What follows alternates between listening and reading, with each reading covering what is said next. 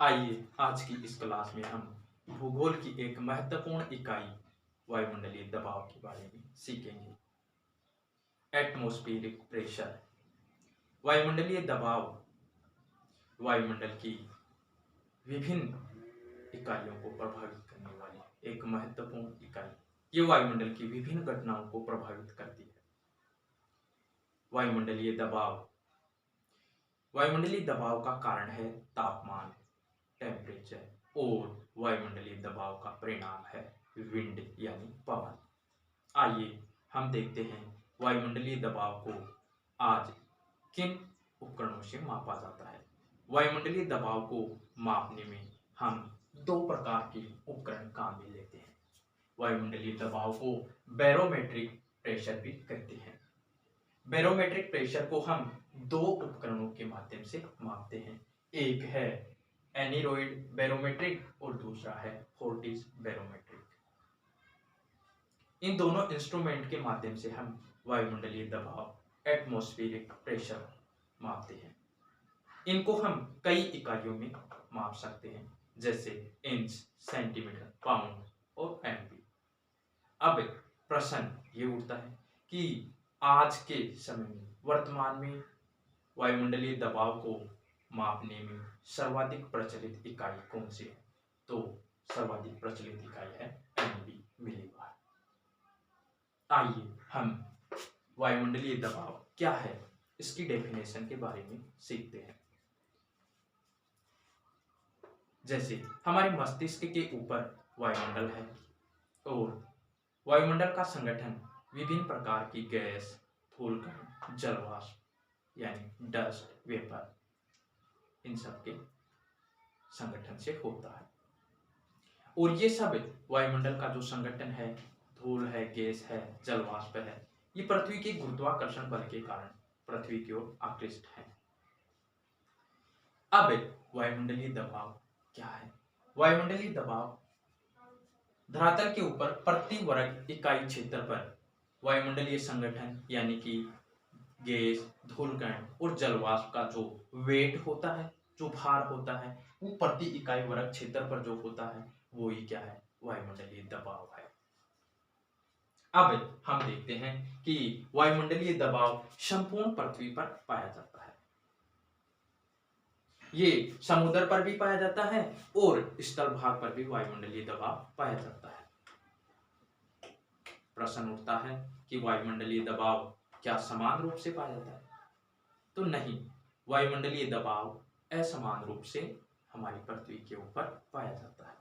हाँ, संपूर्ण पृथ्वी के ऊपर एटमॉस्फेरिक प्रेशर देखने को मिलता है।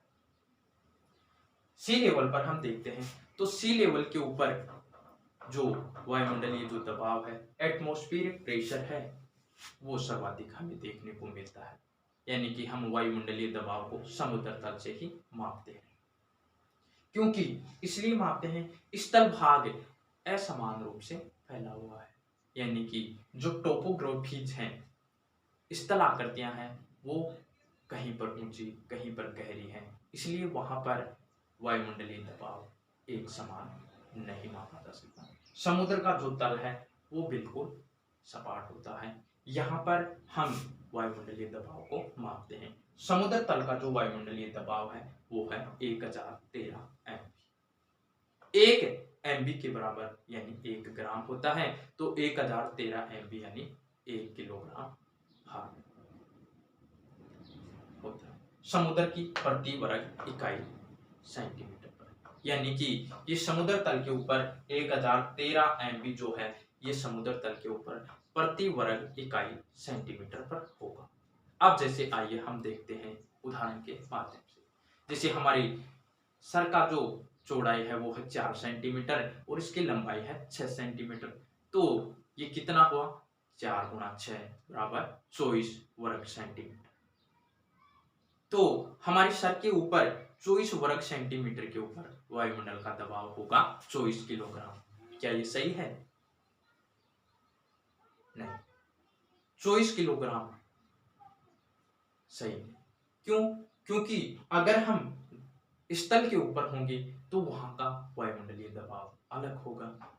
और अगर हम समुद्र तल के पास हैं, समुद्र के किनारे के पास हैं, तो वहां पर वायुमंडलीय दबाव बिल्कुल सही होगा। और वहां पर हम अगर खड़े होंगे तो हमारे सर के ऊपर 6 गुणा 4 बराबर 24 सेंटीमीटर के ऊपर, यानी कि प्रति इकाई वर्ग सेंटीमीटर के ऊपर यहाँ पर हमने देखा था 1013 MB यानी 1 किलोग्राम प्रति इकाई क्षेत्रफल पर। तो हमारा जो मस्तिष्क का जो क्षेत्रफल है वो कितना है, 24 वर्ग सेंटीमीटर।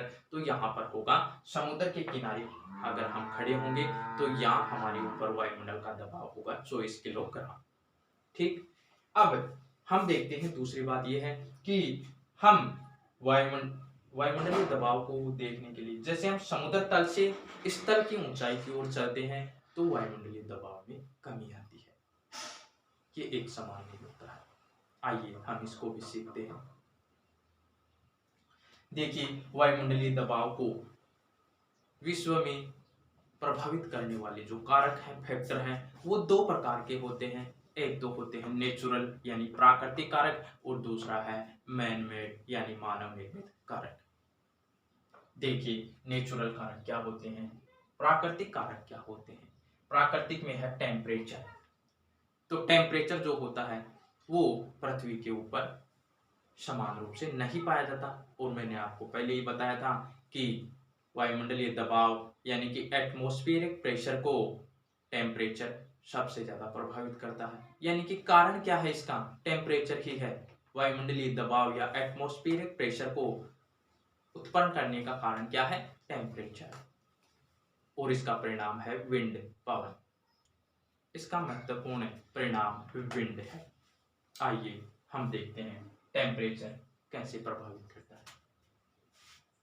यह है हमारा सन, सूर्य। सूर्य से आने वाली किरणें धरातल पर जैसे 3 स्थान है A, B, C। तो यहां पर सूर्य की किरणें कौन से स्थान पर सबसे लंबवत गिरेगी, A स्थान के ऊपर। यानी कि सूर्य की किरणें यहाँ पर सीधी आएंगी और यहाँ का जो क्षेत्र है वो क्या होगा, सबसे ज्यादा इंसोलेशन प्राप्त करेगा यानी कि सूर्य ताप प्राप्त करेगा। तो यहाँ का टेम्परेचर क्या होगा, हाई होगा, तापमान अधिक होगा। ऐसे में यहाँ से हवाएं क्या होंगी, वायु गर्म होकर के ऊपर उठेगी और यहाँ वायु का दबाव क्या होगा, कम होगा। ठीक, बी स्थान पर हम देखते हैं तो यहाँ पर सूर्य की किरणें तिरछी पड़ती है और यहाँ पर सूर्य की किरणें तिरछी होने के कारण यहाँ पर वायु क्या होगी, कम गर्म होगी यानी कि वायु ठंडी होगी और वायु का भार अधिक होगा और वायु का दबाव कम होगा, यहाँ पर ज्यादा होगा। सॉरी, यानी कि 20 स्थान के ऊपर हम देखते हैं तो यहाँ पर सूर्य की किरणें तिरछी होने के कारण यहाँ पर वायु जो है वो ठंडी होगी और ठंडी होने के कारण वायु का भार अधिक होगा, वायु भारी होगी, धरातल के समीप होगी, धरातल के पास में बैठेगी। ऐसे में यहाँ पर वायु का दबाव क्या होगा, अधिक होगा। इस प्रकार से हम देखते हैं तो विषुवत रेखा के ऊपर, भूमध्य रेखा के ऊपर सूर्य की किरणें वर्ष भर लंबवत चमकती हैं और वहां पर इंसोलेशन सर्वाधिक प्राप्त होता है। इसलिए वहां पर टेम्परेचर क्या होगा, हाई होगा और वहां की वायु गर्म होकर के ऊपर उठेगी। ऐसे में वायुमंडलीय दबाव क्या होगा, कम होगा। ध्रुवों की तरफ हम चलते हैं तो ध्रुवों की तरफ सूर्य की रोशनी, सूर्य की जो ऊर्जा है, इंसोलेशन है, सूर्य ताप है, वो कम प्राप्त होगा क्योंकि वहां पर किरणें तिरछी गिरती है। इसलिए वहां की वायु क्या होगी, ठंडी होगी। ऐसे में वहां पर वायु का भार अधिक होगा, वायु का दबाव अधिक होगा।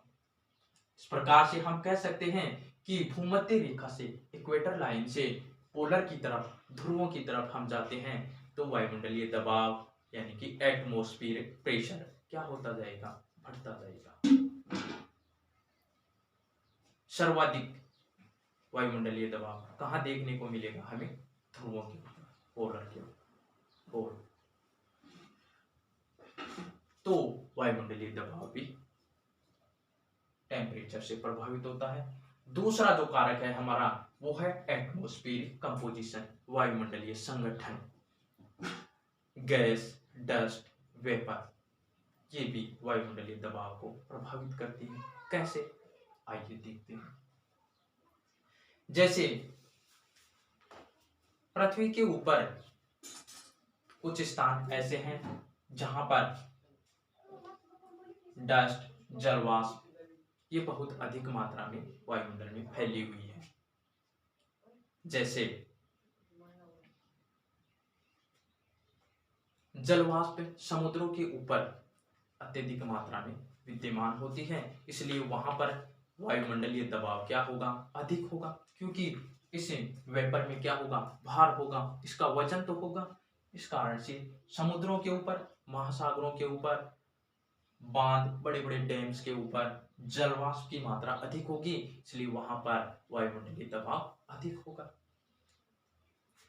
जैसे कुछ मरुस्थलों के अंदर भी हमें देखने को मिलता है, तो वहां पर धूल कण यानी कि डस्ट की मात्रा वहां पर ज्यादा होगी। ऐसे में वहां पर भी वायुमंडलीय दबाव क्या होगा, अधिक होगा।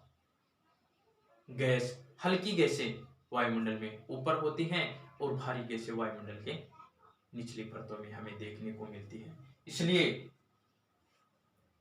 भारी गैसों के कारण वायुमंडलीय दबाव भी बढ़ता है। हाइट कैसे प्रभावित करती है, आइए हम देखते हैं। वायुमंडलीय दबाव को हाइट, ऊंचाई किस प्रकार से प्रभावित करती है। हम पढ़ रहे थे समुद्र तल से स्थल की ओर ऊंचाई की तरफ बढ़ते हैं तो वायुमंडलीय दबाव घटता है। देखिए समुद्र तल के ऊपर क्या होता है, 1013 MPa।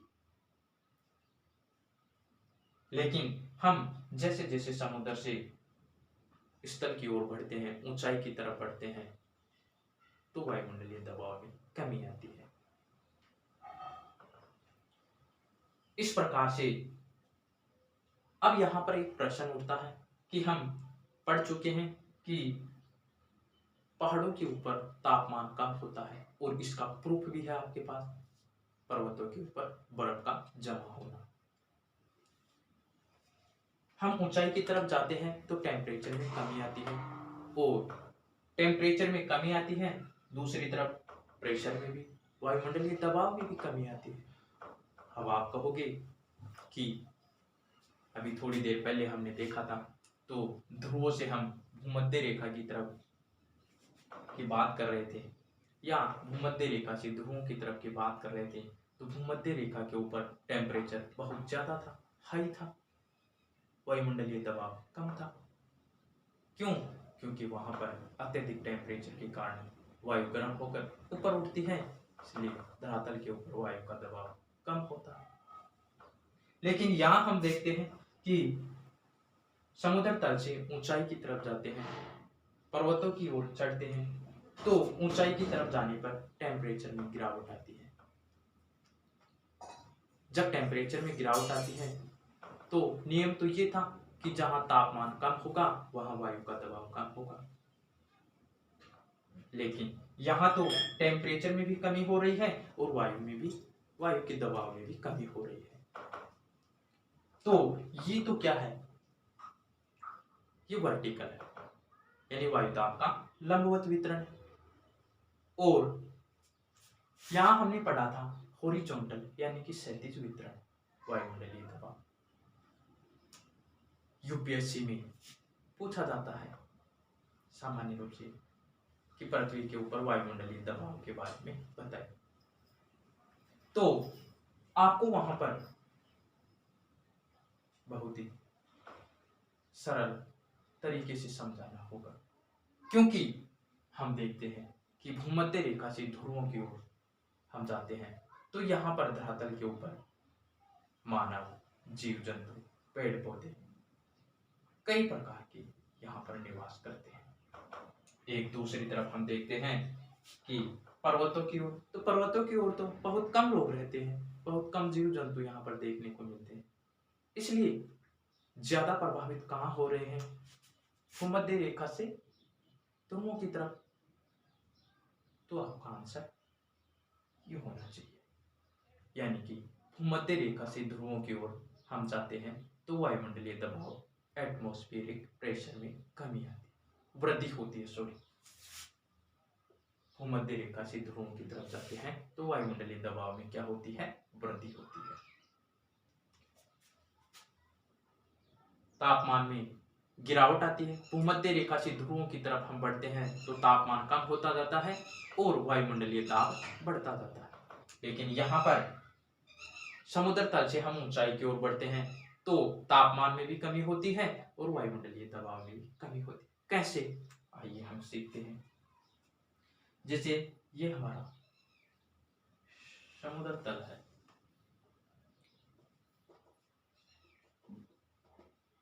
अब एक हम यहाँ पर खड़े हैं।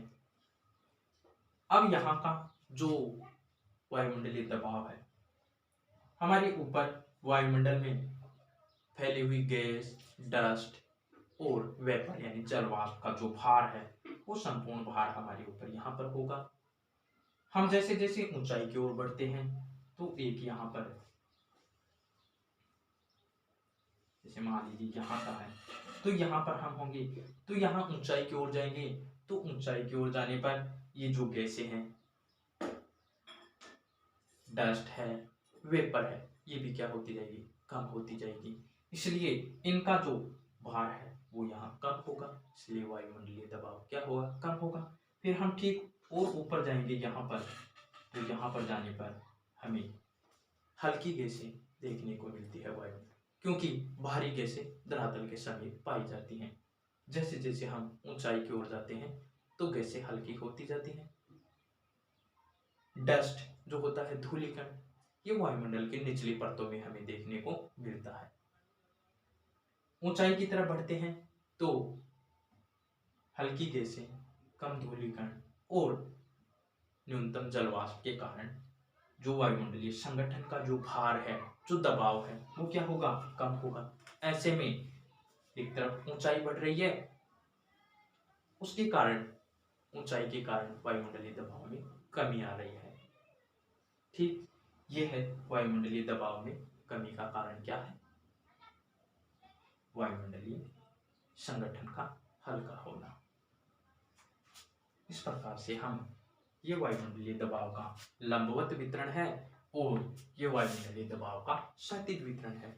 वायुमंडलीय दबाव के क्षैतिज वितरण को हम हमारे अगले चैप्टर यानी कि विश्व में वायुमंडलीय दबाव के वितरण को पढ़ेंगे, तब और सीखेंगे इसके बारे में।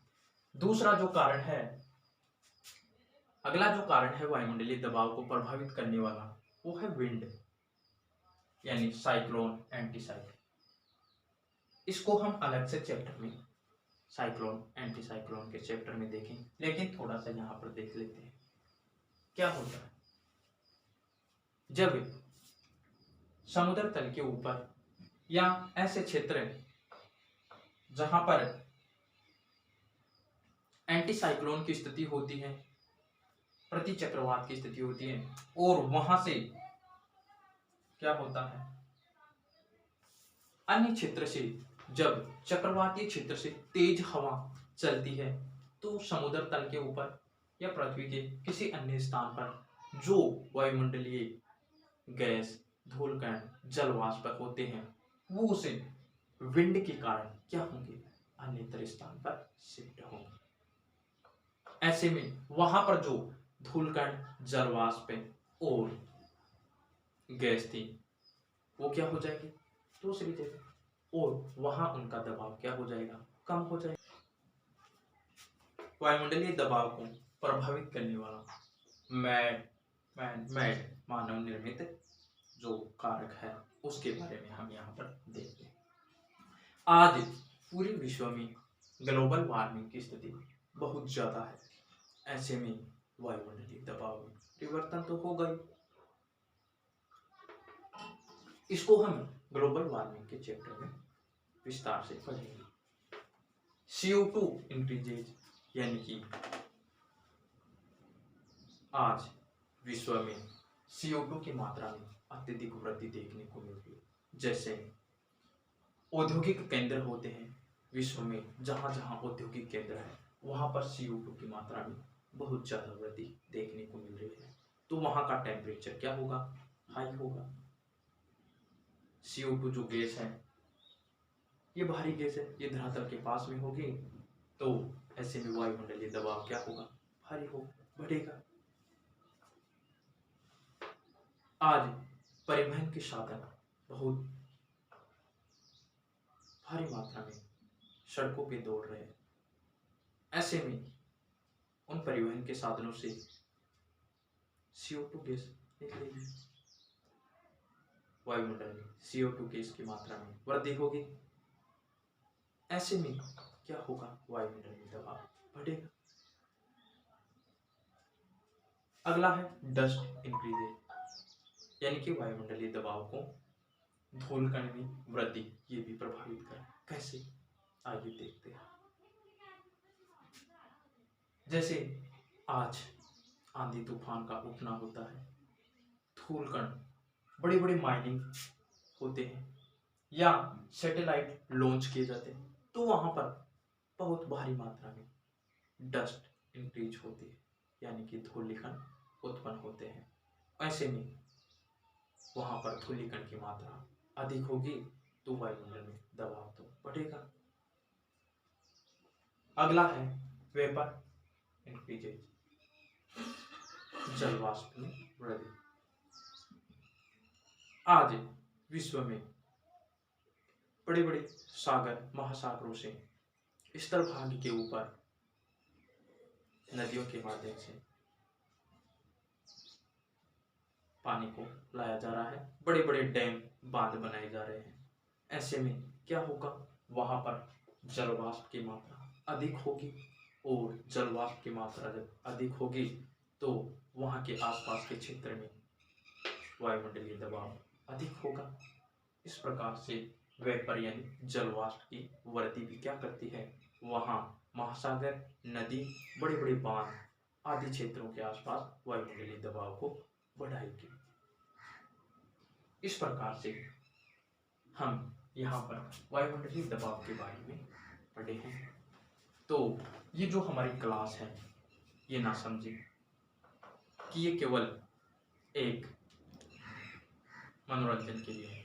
हमारी ये जो क्लास है ये स्कूली बच्चों के लिए और कंपटीशन की तैयारी कर रहे हैं, प्रतियोगिता परीक्षाओं की तैयारी कर रहे हैं बच्चों के लिए बहुत ही इम्पोर्टेंट है। इसको बहुत ही अच्छे ढंग से समझें और इसको आप स्क्रीनशॉट लेकर के और अपने बुक्स में उतारें ताकि आपको ये और भी अच्छी तरह से समझ में आएगी, याद रहेगी।